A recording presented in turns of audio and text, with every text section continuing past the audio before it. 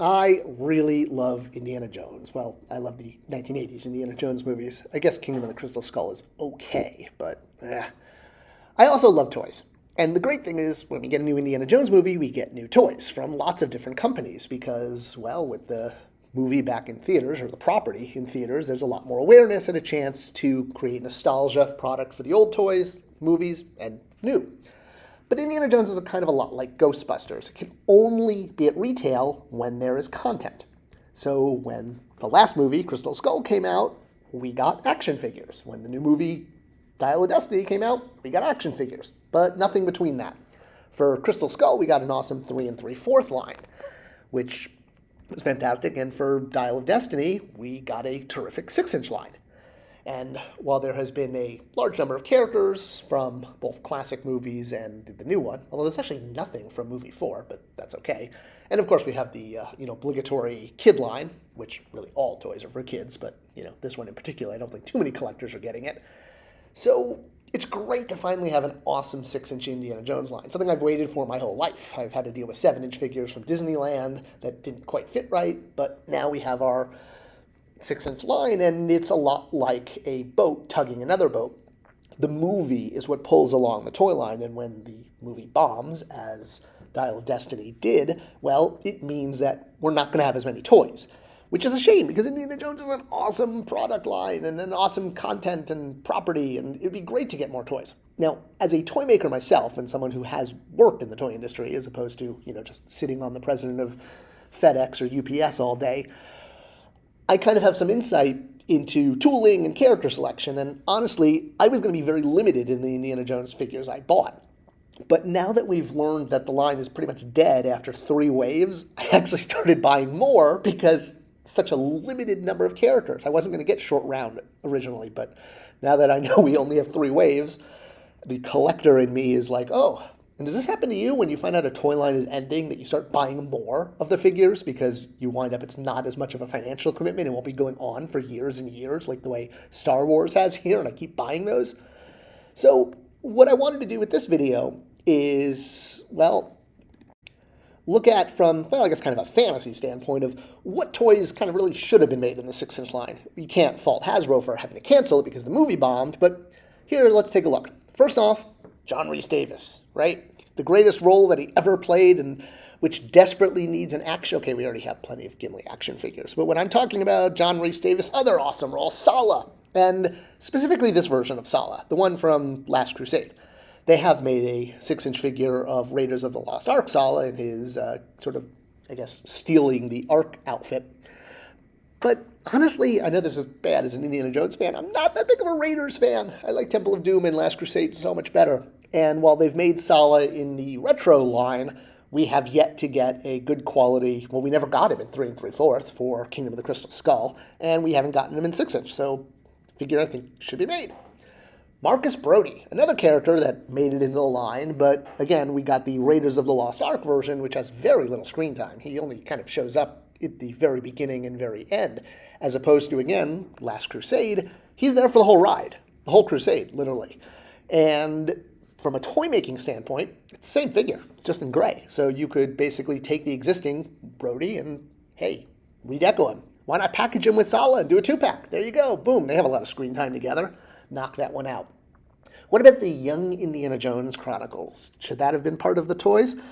Well, yes and no. I mean, it's not exactly that popular, and while it would be great to have, little kid Indy or slightly older teenage Indy or, of course, old man Indy with the eye patch that's been written out of the continuity, for shame, this is the one I'm talking about, the one from Last Crusade, the one played by River Phoenix. Had a great 3 3/4 figure for the last line, and of course, would be awesome to get artifacts like the Cross of Coronado, belongs in a museum. You could put it in a museum if you want, on your shelf.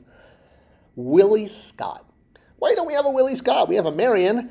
Now, Willie is a screamer, and it's one of the things fans actually have against Temple of Doom, and she's usually made as an action figure in her temple sacrifice outfit. For me, I want Club Obi-Wan. I mean, she steals the show in that red dress, especially in the opening credits with the dance number. I mean, what a cool way for an Indiana Jones movie to open. So yeah, we've already seen Club Obi-Wan kind of showing up in the toy line in the Indiana Jones character. So it would make sense to have Willie because, That way you can actually plot out the scene and not just have like a one-off character that represents a whole scene in the movie, but there's no villains, no sidekicks, no females, no anything. So yeah, you got to kind of build out this scene. Which, by the way, do people know that this is actually an homage to James Bond? Like the white tuxedo with the red flower. That was a connection there. All right. So yeah. So as great it'd be to have Willie in her human sacrifice outfit, I want her in Club Obi-Wan because I want this scene. I want to be able to collect it. Which also means we need villains from this scene. Lao She. He'd be awesome, right? I mean, honestly, he's one of the best Indiana Jones villains. He's one of the only ones that kind of wins. I mean, he totally gets the one-up on Indy, and we don't even learn his name until the very end of the opening scene. It's one of the cooler moments when Indy yells, "Nice try, Lao She," and then shuts the door to the airplane that he's just been put on, and it's Lao She Freight. So, awesome reveal. Heck, you could do alternate heads of his sons and henchmen, and with the way they do the bow tie and the head as a separate piece, you could do Lao She and have him come with 3 different heads, and you could make that whole crew. Well, while we're talking about Temple of Doom, we obviously have to talk about the other villains, because honestly, we've gotten villains from all of the major movies. We've gotten Donovan, and we've gotten Belloc, both in his ceremonial robes and his white gangster robes. Mola Ram, though, rumor has it was on a list, but then got banned. Maybe there's like some cultural appropriation, or the violence was too much. I mean, if the violence is too much, I don't know. I got a play school Mola Ram holding a flaming heart while smiling sitting on my desk. So I don't know if maybe they've changed their mind since Kingdom of the Crystal Skull came out and they find this now offensive or inappropriate. But I don't know. I got my 3 3/4 Mola Ram. I got my play school Mola Ram. I want my 6-inch Mola Ram. One of the issues, though, is he's a lot of tooling. You could probably reuse some of the upper torso and stuff, maybe some soft goods, but it's definitely more difficult to do characters that aren't, well, using the existing tooling, because tooling is incredibly expensive. And all of the thuggy guards and priests, etc., would be a fantastic set, but there's a lot of tooling involved. So whether you're doing things like the priests, or you're doing the guards, or the oversized thug, because they're thuggies, you can call them a thug. That's where the word thug comes from. So yeah, lots of tooling. May be able to reuse some of Indy's shirtless look, but if you're going to do the guys in the red smocks there, or especially this guy who's physically bigger than Indy, so he would need a originally tooled body.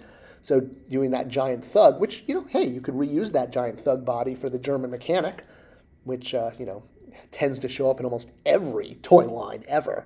It's amazing how the German mechanic is a sort of evergreen character, but the thuggy thug, for lack of a better word, the big one who gets smashed by the roller, he barely ever shows up. I don't know. Maybe it's because everybody loves shirtless German guys with wrenches. I don't know. Although, it should be pointed out that the same actor played both characters. So, yeah, the German mechanic and the giant thuggy, I guess that's his official name, same actor. Gruesome death.